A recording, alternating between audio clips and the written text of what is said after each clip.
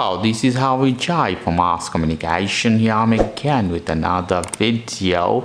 In this we're going to fix a problem. The problem is that when you put a Windows installation, Windows 10 or 11, and your mouse pad is not working. So this is a brand new MSI modern notebook and the mouse pad is not working. I touch here, no action reaction at all. So without this you can't install the Windows. So I had a huge issue on this installation, but finally found a solution.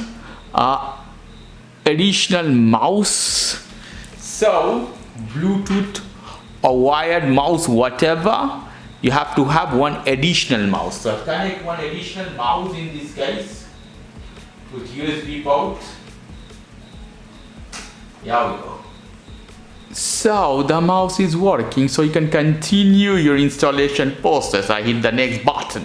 So this is the way you can fix if the touchpad is not working in Windows 11, 10 installation, in MSI 15 modern notebook.